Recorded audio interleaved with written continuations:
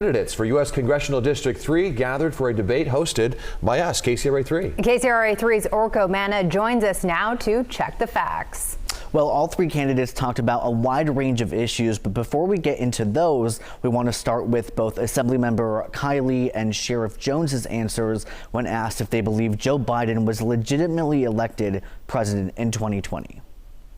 Depends what you mean by legitimate. The Electoral College voted, and that's how we determine the powers of the presidency in our system.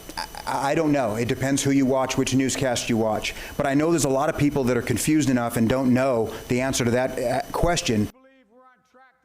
Coming more than a year and a half after President Biden was first projected as the winner of the 2020 election, claims that the election was fraudulent have been repeatedly disproven through various recounts and audits, and more than a dozen public opinion surveys, including those conducted by Quinnipiac University and the Washington Post, found that a majority of Americans overall believe the results of the 2020 election were legitimate. Now, to the issues top of mind for many Californians, one is the drought. Governor Newsom has called on everyone to try to conserve more water as California enters another year of extremely dry conditions and limited rainfall. Assemblymember Kiley had this to say.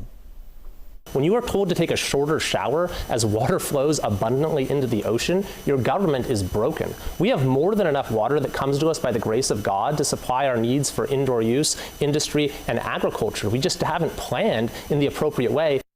Now, regulators say there actually is not enough water to protect the Sacramento-San Joaquin River Delta, and without enough water flows, salt water can move into the system and threaten water quality. The Delta system supplies water to about 2/3 of the state, and it's a lifeline for the agricultural industry as well as a range of plants and animals. The candidates also discussed the issue of mass shootings and guns, which once again is a hot topic in light of the school shooting in Texas. Sacramento County Sheriff Scott Jones has called himself the law and order candidate, and this is what he had to say about what causes mass shootings. But to blame a gun is much like blaming a car when a drunk driver kills somebody. It's easy to treat the symptoms. It's not as easy to treat the problems, and the problems are disassociated youth, broken family structures, mental illness, violent video games, and the effect that they have on the impressionable. But it's important to point out that research has shown that more gun ownership corresponds with more gun murders. And according to a 2018 study by the Small Arms Survey, civilians in the United States own an estimated 393 million firearms. That's nearly 46% of the estimated 857 million civilian firearms in the world. But the U.S. has just 4% of the world's population.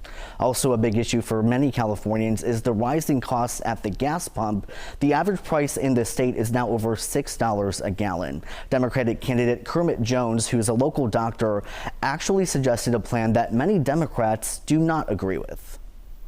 We need to actually consider pausing the gas tax. You know, that's 75 to 80 cents at the state and federal level.